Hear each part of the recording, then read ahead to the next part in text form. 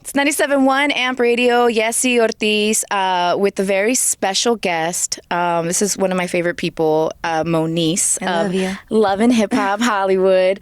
I love you too, girl. Like, I feel every single time I see you, I just want to give you a big hug. Thank you. And just fill you up with warmth and love. Thank you. Because I feel like people understand you so much. Absolutely. And like the minute they see you, it's almost like, oh my God, what is she going to say? She's going to do something crazy. And I'm like, actually, Moniece is really nice. Yeah.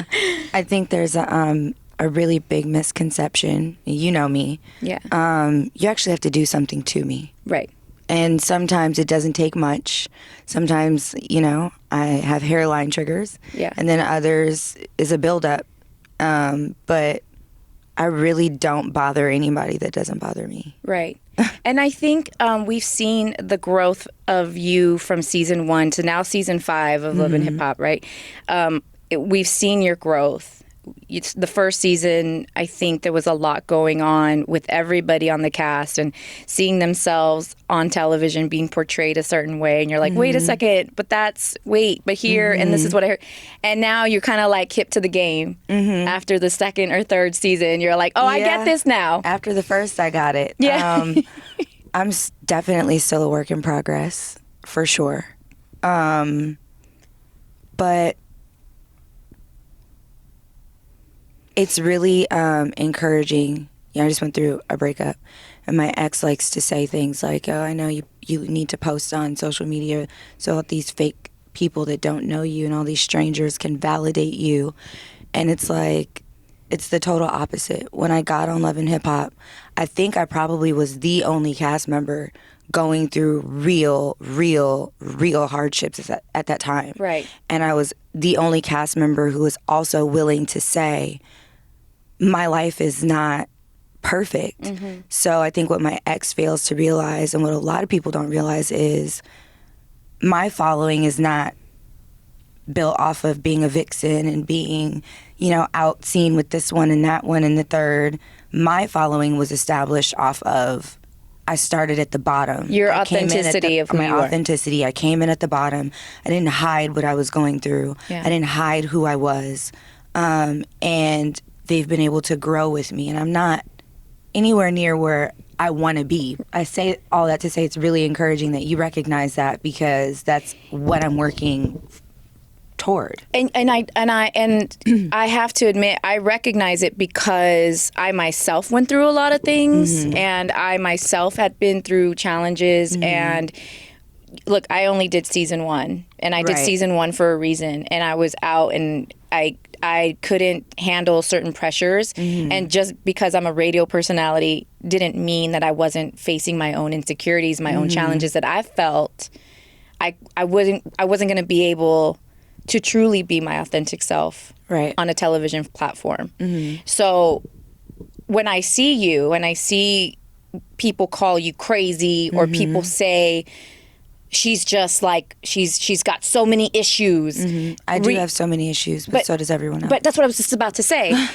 The reality is, we are all human beings, and we all have emotions, and we all have different levels of issues. And there's some people who have higher tolerance of these issues, but we all have them, and we all have our mental health. And shout outs to my partner, who's a licensed psychologist, by the way. Awesome. Yeah, and he's actually really, really taught me the importance of speaking out on mental health and like destigmatizing it. Yes, and and that's why I want to give you the props, because you've been a very vocal and an advocate for that. It is hard, and it took me years to be comfortable with saying, season 1 coming into the show, my son's father tried to say that I was bipolar and I had borderline personality disorder, and it was like, those were never my diagnoses, and like, this, but okay. And I think that's like sometimes like just the go-to with somebody. Yeah, because even my ex still does it. Like, I hope you get the help you need for your mental health. And it's like, girl, just stop. Like, we know what my diagnoses are: situational depression and social anxiety. And we also know that I've chosen to go back on medication. And we also know that you've been fucking with me. And so this doesn't have shit to do with mental health.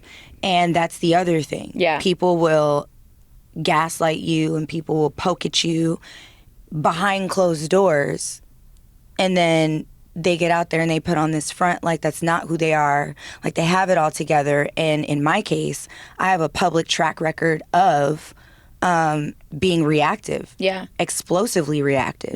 And so people take that and use that to suit their own agenda. And to absolve themselves of any wrongdoing. And what I'm learning how to do is, that's fine. That doesn't, my diagnoses don't define me. You don't define me. Right.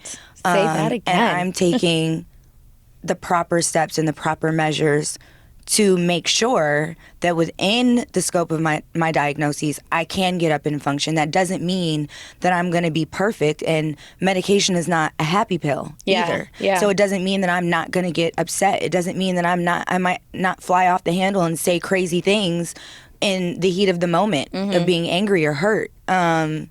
It just means that I'm able now to push through where those moments used to feel crippling and debilitating. They don't last long. My lows don't last long.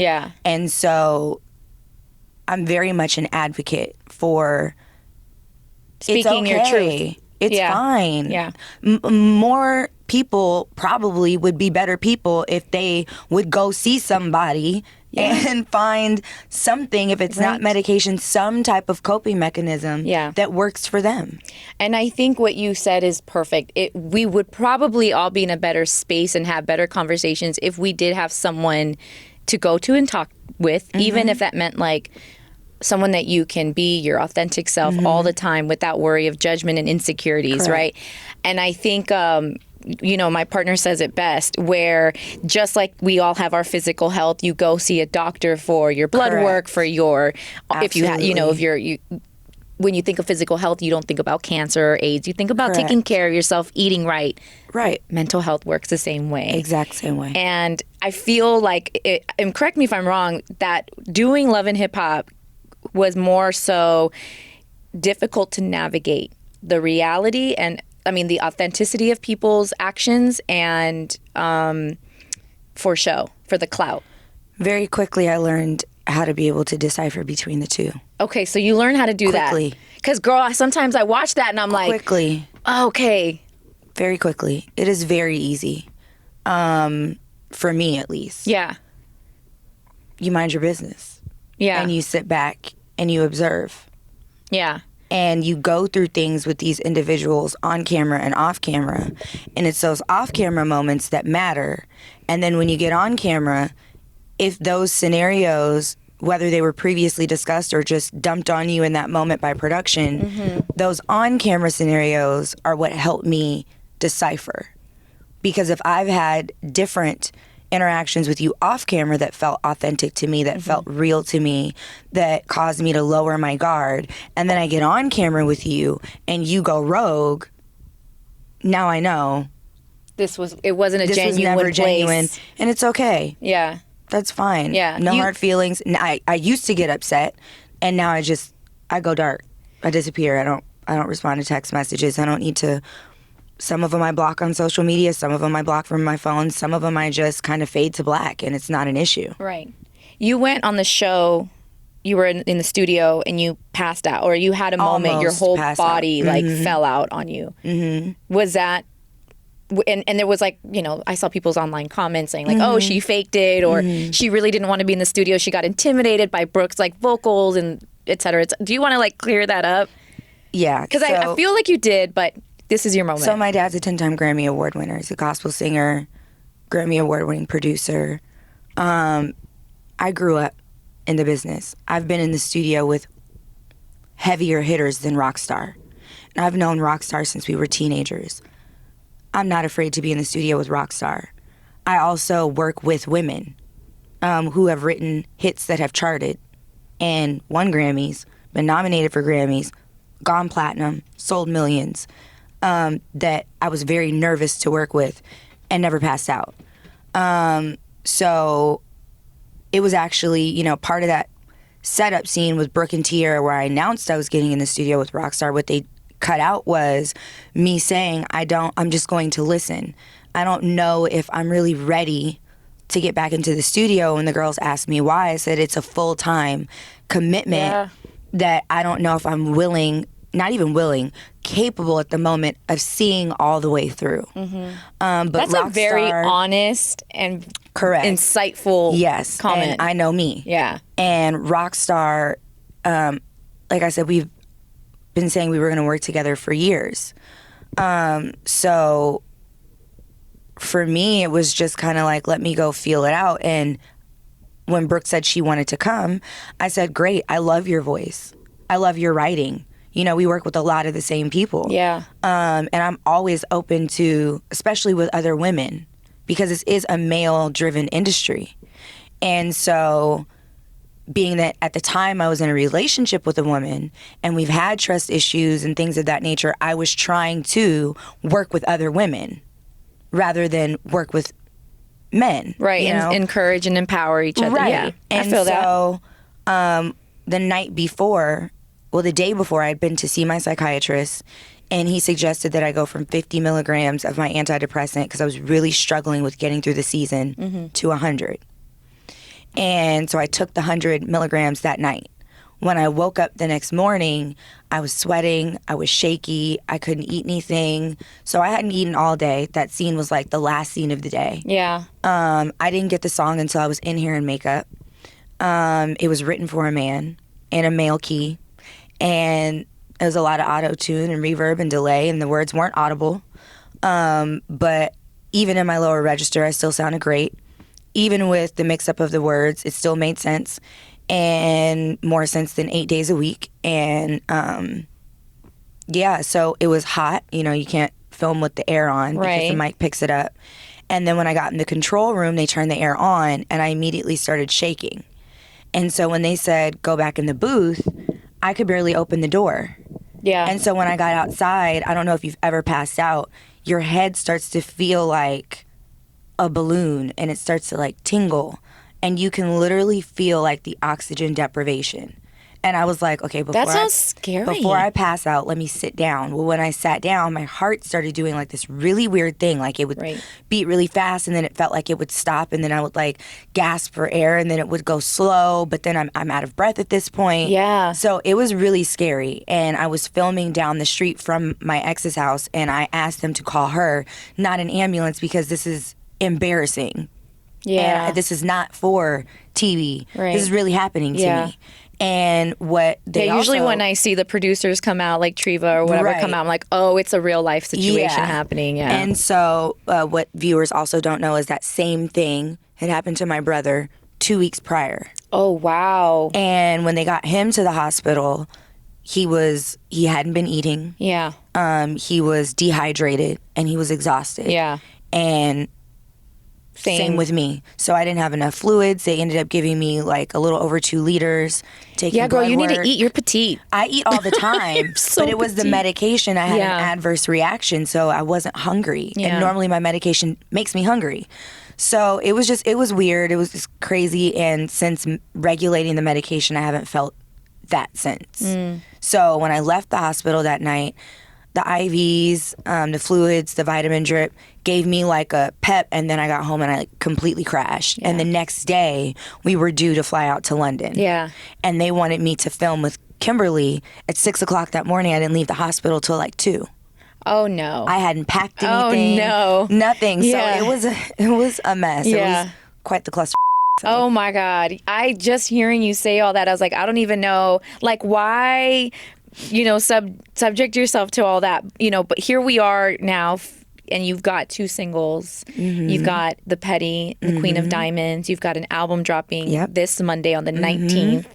I know, listen, you sent me the songs before they got out. And I told you from the very beginning, I said on the phone, I seen you vocally practice with the vocal instructor, and you sound really great. And they're like, I think people are going to be very proud of you. There's going to be some, of course, haters, and very surprised at where your skills are. And I mean, I'm just like excited for you to take this moment.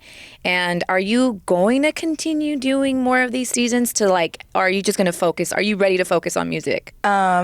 It is my plan not to return if I can help it. To Love and Hip Hop, absolutely. Do you have more seasons under your more. contract? So you're contracted for 2 more seasons. 2 more seasons, and that exclusivity is so sitting out also means I can't go anywhere and do anything in TV for a year. Right. And that's my livelihood at the moment. Yeah.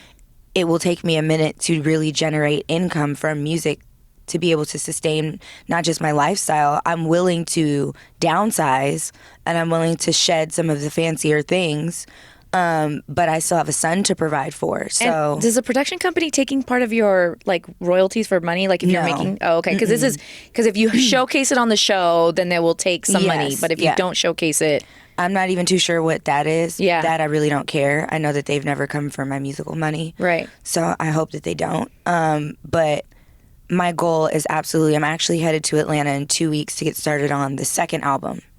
Already. I'm Wow, okay. preparing to shoot 3 videos from this album in 2 days. Okay. I'm preparing for the album release. Yeah. To be able to perform live and get my set together in 2 weeks.